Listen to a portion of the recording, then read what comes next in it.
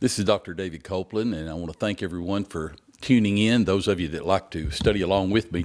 Today we're going into, and today's June the 7th, by the way, and we're studying Genesis 29. And I want to remind you, we're calling this study Experiencing Genesis. And in Experiencing Genesis, we're learning about the God of the Bible. Now, we're studying some other things. Historically, we're looking at personalities and some of the folks that are heroes of the faith and some that are not so much. But we're finding out what God had to say, what he gave to Moses in the history of the world, if you will, beginning with the creation. We've gone all the way through chapter 1 until today when we're starting on chapter 29.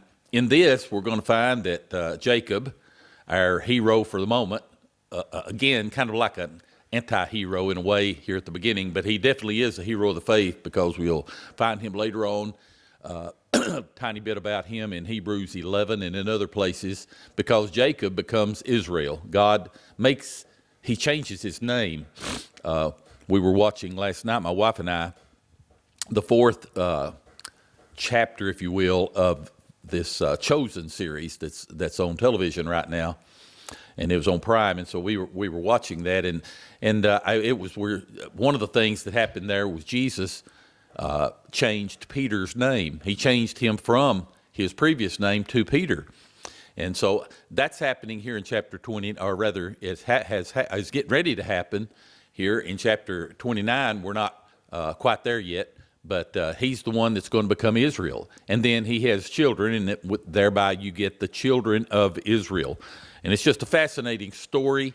And even though it's a story of people, this is where I'm going with this. Even though it's a story of people and how they're acting, it's really a story of God and how he deals with mankind.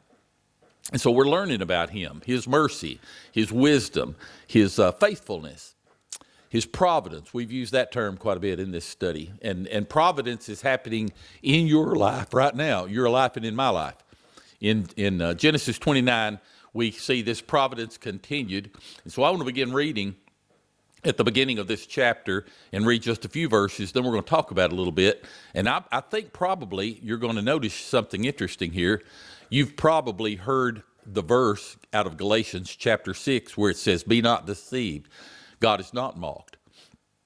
For whatsoever a man sows, that shall he also reap. For he that sows to his flesh shall of the flesh reap corruption, but he that sows to the Spirit shall of the Spirit reap life everlasting." That's Galatians chapter 6, verses 7 and 8. And honestly, the chickens really come home to roost here with our friend Jacob. Jacob is a deceiver. He's a man interested in having his own way. And of course, that's kind of the way of much of us, But all through Scripture, you see how what goes around comes around in a sense. I hate that. I don't even know why I use that, but you know what I'm talking about when I say that. In the Old Testament, we see Pharaoh killing the male children of the Hebrews, and then you find out his son then is killed later on, right?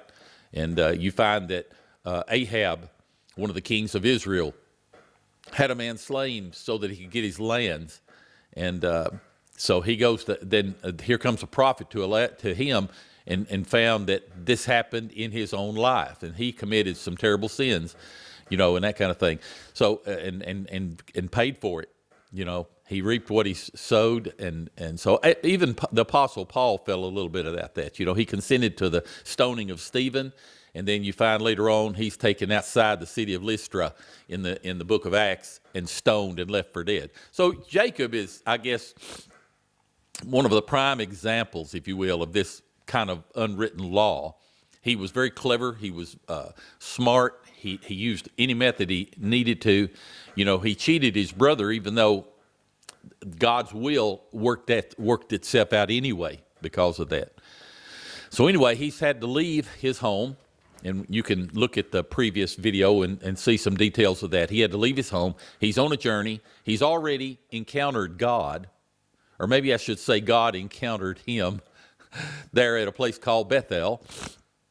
So Jacob went on his journey. Here we go. Jacob went on his journey and came into the land of the people of the east. And he looked, And behold, a well in the field, and lo, there were 3 flocks of sheep lying by it. For out of that well they watered the flocks, and a great stone was upon the well's mouth, and there were all the flocks gathered. And they rolled a stone from the well's mouth, and watered the sheep, and put the stone again upon the well's mouth in its place. Now that sounds to me, that's in Genesis 29, 1 through 3. It sounds like it must have been a pretty big stone, because we're going to find out later that the people that were there were waiting for some other folks to come to roll it away. So they either didn't want to uncover it and leave it uncovered for some reason, or it was a very big stone. And we're going to find out that God's working in Jacob's life even here. So water is important, by the way, in this country. There's a shortage of it even today in that area of the land. You know, it's just hard. You know, the water, they have to pipe a lot of water in order to make things work now. So we go on and says, Jacob said to those that were there, my brethren, whence be ye? In other words, what country were you from? And he said, of Haran are we. And he said to them, do you know Laban, the son of Nahor? And if you'll remember from our past lessons, we're talking about kinfolk here, right? Laban, the son of Nahor. And they said, we know him. Genesis 29, 4 and 5. Jacob didn't know him. He did not have had a chance, but Jacob's going to get a chance to get acquainted with Laban. That's for sure. We're going to see. He's a deceiver, old Jacob is. He's getting ready to meet his match with that. And he said to them, is he well? And they said, he is well. And behold, Rachel, his daughter, comes with the sheep. And he said, lo, it's yet high day. Neither is it time that the cattle should be gathered together. Water you the sheep and go and feed them. And they said, we cannot. Listen to this. We cannot until all the flocks be gathered together, until they roll the stone from the well's mouth, and then we water the sheep. And so while he yet spake with them, Rachel came with her father's sheep, for she kept them. And see, Rachel here is a shepherdess. It was a woman's work during that day. Now, I think that in time as it passed, it was not so much. I think the men kind of took that over. But apparently at this particular time, she was taking care of it. Maybe this is an enigma. I'm not sure. I hadn't really researched that in great detail, and there's probably not a lot of ancient records on that past. But let me go ahead in spite of all that, let me go ahead and read, Genesis 29, verse 10. And it came to pass when Jacob saw Rachel, the daughter of Laban, his mother's brother, and the sheep of Laban, his mother's brother, that Jacob went near and rolled a stone from the well's mouth by himself, apparently, and watered the flock of Laban, his mother's brother. I don't know why he did that. If you can understand it, he's not really following anybody's guidelines. You know, he was. You may know, if you've learned anything about Jacob, he kind of did what he wanted to do in a way. I suspect his mother had spoiled him pretty well, and so he was pretty smart too. Now Laban, again, I say, is getting ready to teach him some lessons. But anyway, Jacob kissed Rachel and lifted up his voice, and he wept. And that's always been a strange thing in my mind, you know, why this happened here. But I'm not sure that he hadn't been very lonely, leaving home and being gone, and never had been gone. He had to go up by the Sea of Galilee and into Syria, had to cross a desert, and probably had a lot of things go on during that time.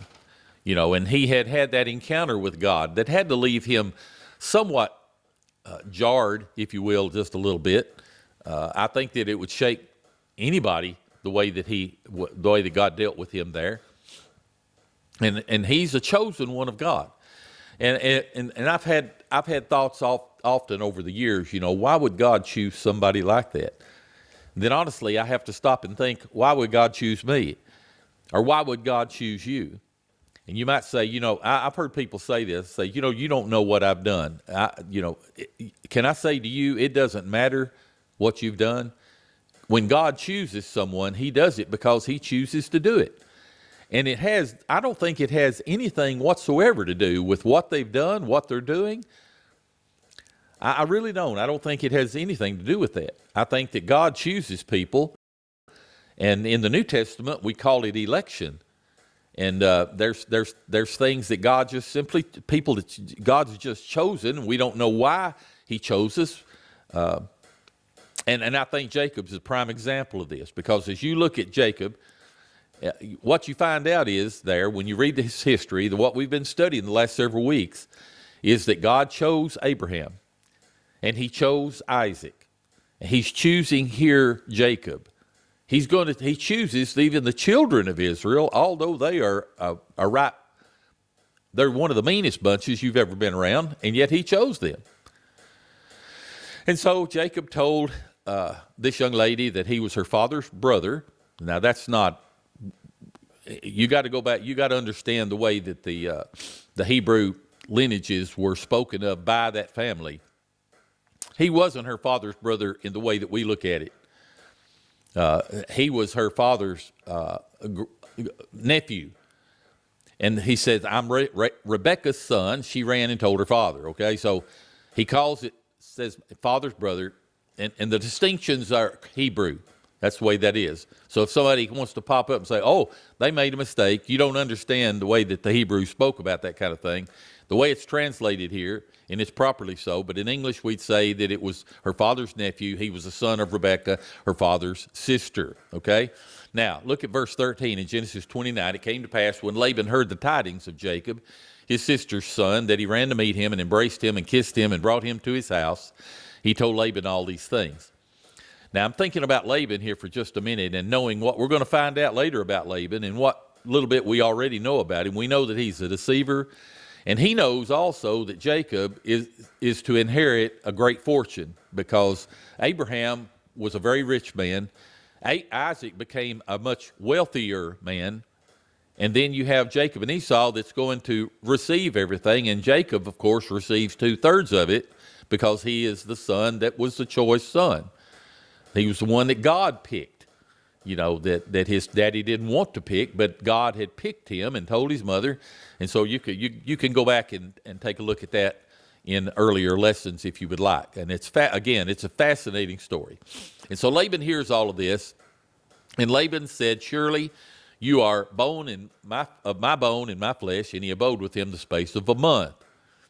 So Laban's convinced here that this is his nephew. He's convinced that he's somebody he can trust, I think, but he's not very trusting. We'll find out.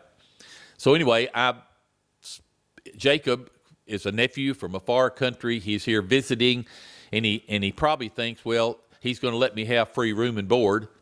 And apparently he's found himself fond of Rachel. He's been looking at her, and I suspect she's probably looking at him as well. And Laban says to Jacob, because you are my brother, should you therefore serve me for nothing? Tell me, what shall thy wages be? So nobody had said anything about working here. Jacob certainly hadn't, but Laban wants him to work for him. And he says he'll pay him. And so there's this arrangement that he's got going on here that he's thinking through, and we're going to find out now what he's thinking. Laban had 2 daughters. This is Genesis 29:16, if you're following along. He had 2 daughters. The name of the elder was Leah, and the name of the younger was Rachel. And so we have then another daughter of Laban brought into the picture here. And it says Leah was tender-eyed. That's a kind way of saying that she was plain. She wasn't beautiful. And whenever you talk about someone beautiful, sometimes eyes are what's brought up. If you're reading Greek plays and that kind of thing, one of the things that you find in some of those plays, one play in particular, Euripides wrote, where they were talking about a beautiful girl, and they said that she was cow-eyed. Now, guys, I wouldn't say that about your girlfriends because we live in a different culture, but the next time you may look at a cow, I guess you can look at their eyes and you'll see that they are pretty. But I've never seen one with ugly eyes anyway. But anyway, she was tender-eyed, it says here. She wasn't the most beautiful thing in the world. And it's obvious Jacob is in love with Rachel, and Jacob loved Rachel, it says in verse 18 of Genesis 29. And he said, I will serve you 7 years for Rachel, your younger daughter. Okay, isn't that interesting? That's quite a thing to say, by the way. 7 years of wages. Now, I'm telling you, guy, those of you that give this any thought at all, that's a major deal, isn't it? If you're a young man and you're thinking about taking a wife, what if somebody said, well, you got to work for me pretty much for free, maybe, or not really for free, but giving you a little bit, but I'm going to get the upper hand on it, and you do it for 7 years, and I'll give you my younger daughter. But man, that's not the end of it at all, is it? In Genesis chapter 29, verse 20, it says Laban first says, it's better that I give her to you than I'd give her to another man. Abide with me. So that's a done deal. So then Jacob served 7 years for Rachel, and they seemed to him but a few days for the love he had to her. Isn't that sweet? So anyway, he's out there then in all kinds of weather taking care of Laban's sheep. And he's getting some of those sheep a little bit later on, but he hadn't got any apparently yet. His wages, he may be getting. I remember one time I said something to my dad when I was a young boy, and I said something like, "What should I get out of this whole business?" We were dairy farming, and it was hard work, man, especially at certain seasons of the year, and it was every day. Couldn't really do anything else. And he said, I'll never forget, just being kind of callous, and he said, when you stick your feet under my table, that's how you're getting paid. Well, no, didn't have any reason to go after that. That's pretty clear what he was talking about. And we did work hard, but that's exactly what happened to him. He got to stick his feet under the table and have a roof over his head part of the time. I'm sure he had to stay out with the sheep part of the time. He says that later on. But he says to him, he goes to Laban 7 years later. Jacob says to Laban, give me my wife, for my days are fulfilled, that I may go into her. And Laban gathered together all the men of the place and made a feast. Genesis 29, chapter 29, verses 21 and 22. Now here we find out who Laban really is. And it came to pass in the evening that he took Leah his daughter and brought her to him, and he went in unto her. And Laban gave his daughter Leah Zilpah his maid. Let me go back and I read that first one again. It came to pass in the evening that he took Leah, his daughter. Remember, the deal that Jacob made with him, he thought, was for Rachel, right? Well, here's Laban coming along, and the way that they apparently did this, they went in the evenings whenever they were married, after dark. We didn't have light switches to cut on and that kind of thing, and he brought her in. He took Leah his daughter, brought her to Jacob, and he went into her. And Laban gave to his daughter Leah Zilpah his maid for a handmaid. So he got a double present, if you want to call it that. He got a wife, and he got a handmaid or a servant girl with him. And watch this now. It came to pass that in the morning, behold, it was Leah. And he said to Laban, what is this that you have done to me? Did not I serve with you for Rachel? Wherefore then hast thou beguiled me? And Laban says, it must not be so done in our country to give the younger before the firstborn. Now, I can grant you that what he said is probably true. And remember, these women were veiled so that they couldn't be seen. Jacob really didn't see the girl that he was getting till the next morning. And when he gets there, boom, it was the wrong girl. He knew he'd been tricked. He knew the marriage was already done. He knew that you didn't go back in his family and leave a woman. And we also know something else that I'll just throw in here, that God is not satisfied at all with polygamy. Now, you find it happening a lot in the Old Testament, but you don't find it happening because God did it. When God created Adam and Eve in the garden, he created them together and made them man and wife. And that's the way that it's always supposed to have been. And when you get to the New Testament, it's clarified a little bit more, quite a bit more, that my marriage is between one woman and one man. And so you're getting ready to find that, but you got to understand that during this time, people, even though they were chosen by God, they weren't very godly. And even though we call some of these people heroes of the faith, they weren't very faithful. Not at times. And I just want to preface anything else I say with that, because I know a lot of folks they look at this and they say, well, it must be okay then And we have groups of people that even think it's okay then to practice polygamy, and it is not, at all. And you're going to find out that part of the reason that these people get into so much trouble has to do with their polygamy. So I'm not going to say anything more about that. It's obvious if you read the Bible. And anyway, you remember Jacob had pretended to be the elder at one point with his father, so he knew what it was. He saw he'd been tricked, and he may have thought, well, I guess what goes around comes around. There you go. It's finding that the trickery that he had tricked with was now being ushered on him. He deceived his father. That's the reason he had to leave home in the beginning, right? And God doesn't approve that type of conduct. The chicken's coming home to roost. So anyway, we know what had happened with Jacob dealing with Esau and that kind of thing. So now he thinks he's getting the younger and he gets the elder. So it's a terrible thing for Jacob. And it's honestly a real criminal act that Laban has done. But Laban passes it off. And he's an expert deceiver. He's older, much older than Jacob is. He's been doing this for a long time. And honestly, Jacob has very little power in this contract. They're living in a place where Laban, who is probably a pretty wealthy man here, has all of his people. Jacob has no one. And so, it was customary that the elder daughter married first. So he took advantage of that. And that elder daughter couldn't get married until, had to get married first. Since the younger daughter, now he's going to. So here we go.